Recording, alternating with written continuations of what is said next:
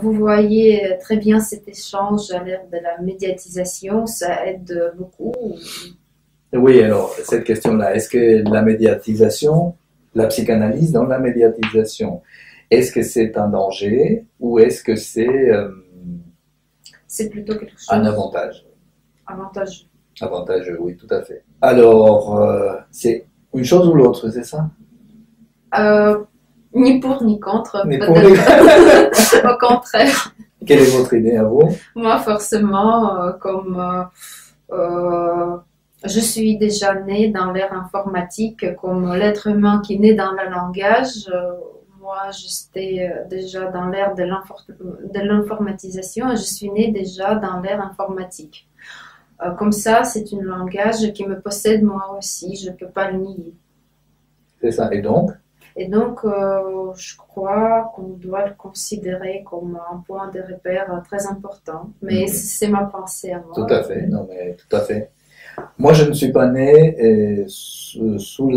dans le domaine de l'informatique, mais c'est venu bien après. Mais je pense que la médiatisation, oui, ça peut être un risque et ça peut être en même temps avantageux. Et puis, en dehors de ça, c'est tout à fait nécessaire.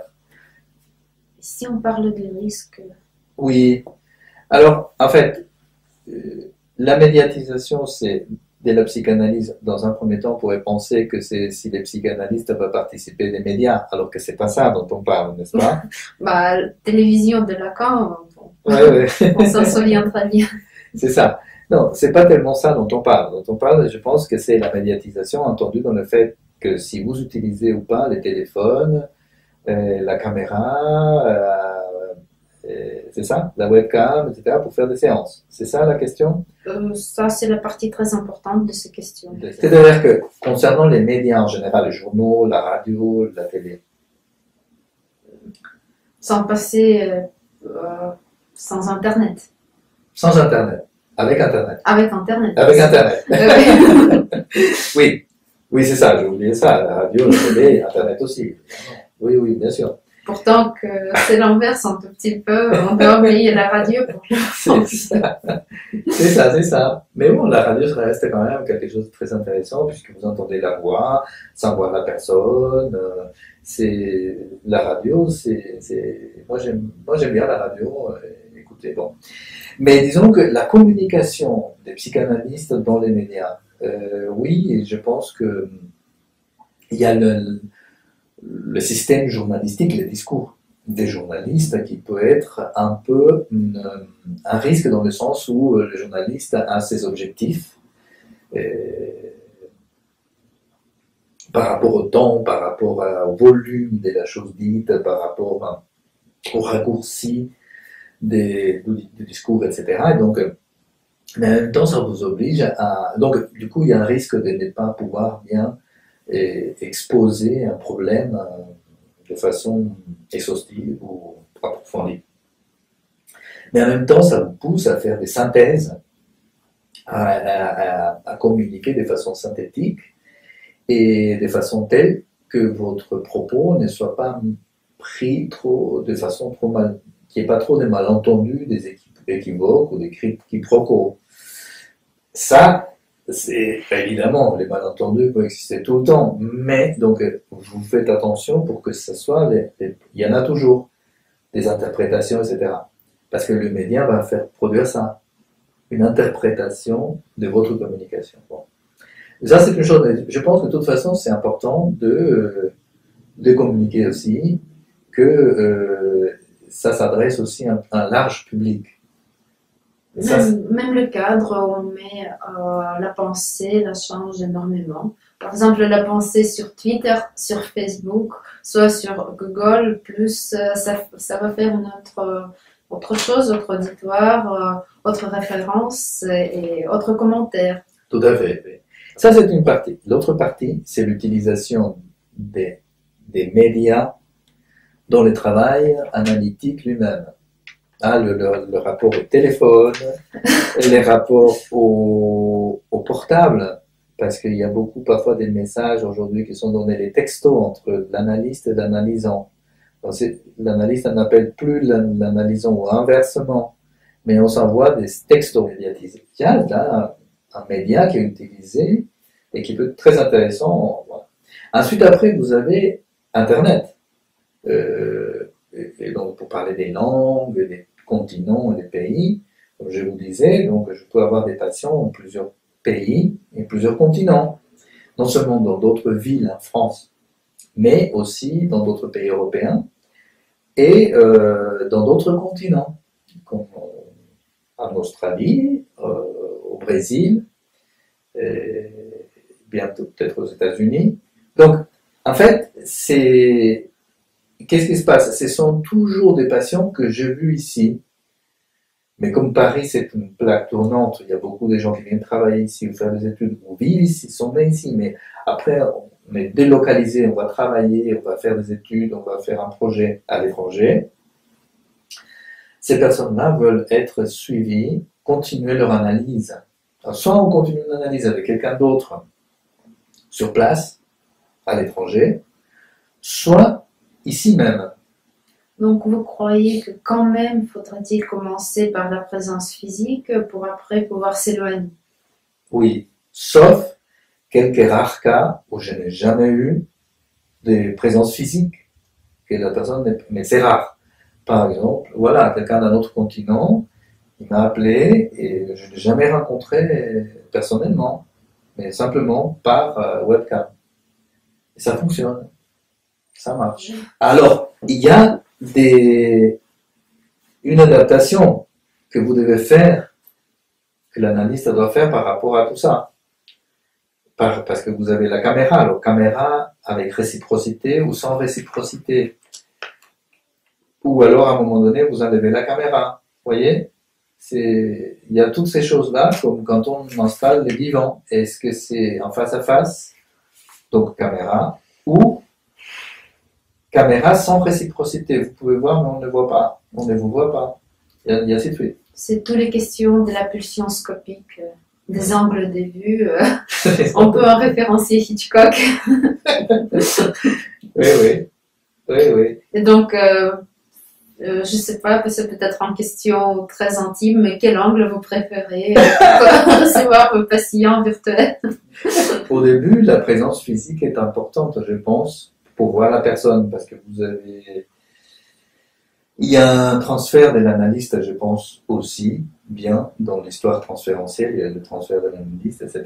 Il y a avec des personnes, ça ne marche pas, donc forcément, et que ce soit en présence ou en caméra, il y a ça, mais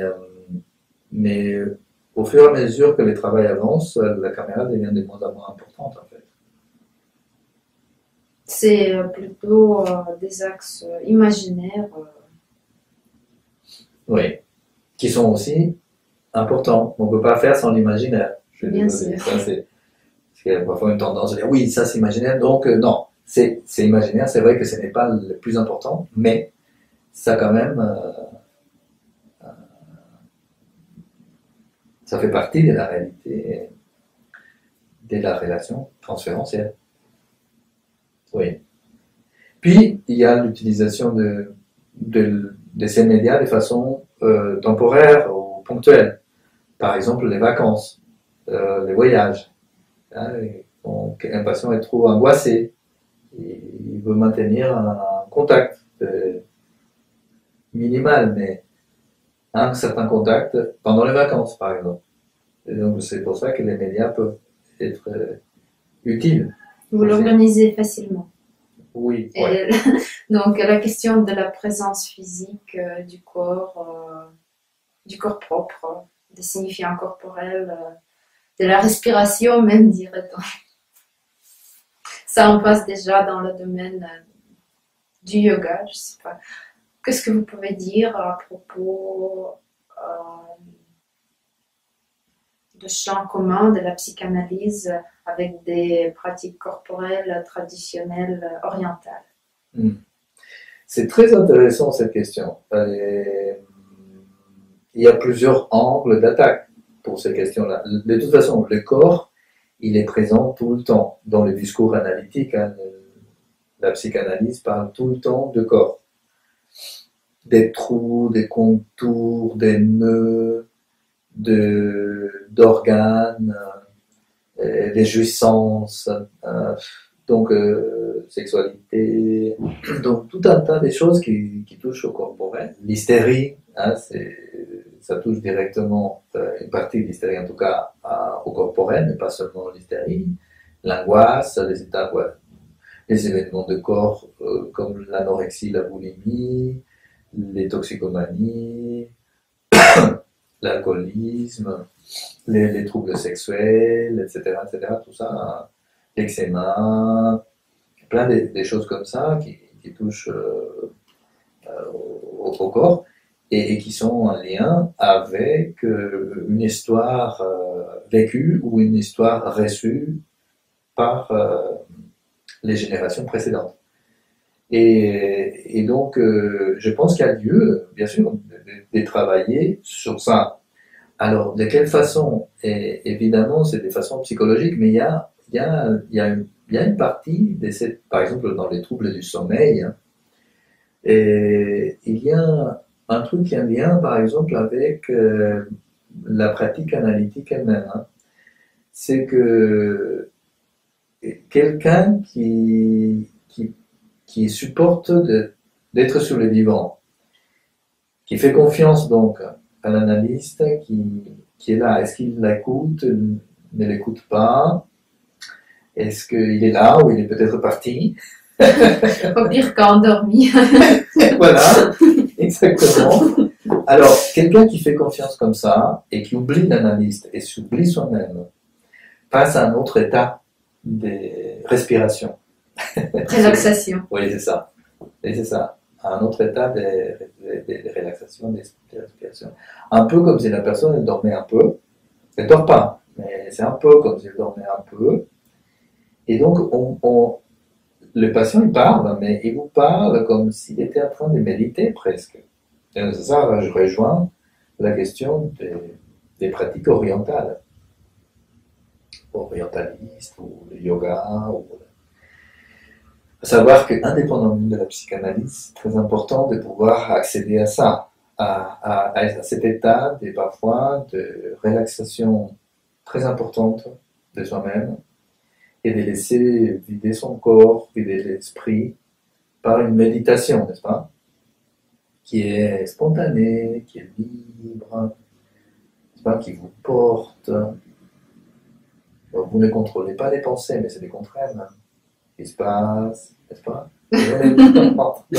Ça, on est un tout petit peu dans la logique du hypnose.